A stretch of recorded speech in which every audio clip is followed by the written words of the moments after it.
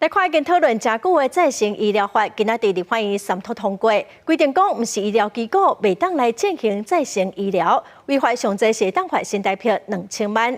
另外，国民党团的总调鲍坤基伫花莲向乡亲来强调讲，国道5号佮环岛高铁的花东交通三法一定要拼伫7月16日伫立法院三读通过。也毋过因为国民党内佫有无共款的意见，鲍坤基即马转嘴讲爱党内有共识才会来推动。再生医疗法制定通过。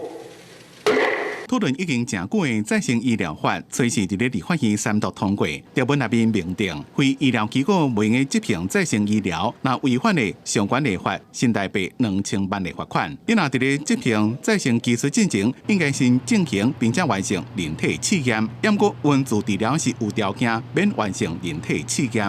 未来将有更全面的法规和监管机制来保障其安全性、品质和有效性。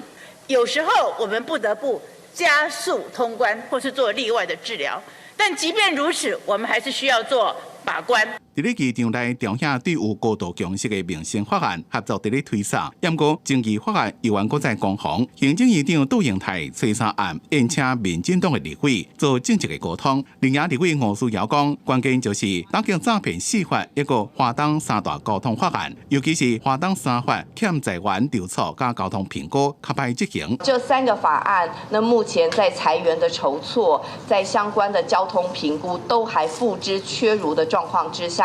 其实真的是非常的窒碍难行。国道6号打通或是环岛高铁的兴建，都是比照台湾高铁政府零出资，由民间企业集团或者国际企业集团来兴建。对另外批评是钱客法案，鲍坤基北讲，伫7月16日进前要拼三套，不过即马团讲党内有无共款的意见。鲍坤基也解释，讲会伫咧党内有完整的共识了才会推动。因若打击诈骗4法之一的洗钱防治法的修正草案，虽然已经送司法委员会审查，吴思瑶表示已经甲民众党的吴珊珊汇集共识，也搁强调调解破冰是无勇气。每个法案都会有不同的意见，但当然要互相沟通，怎么讨论。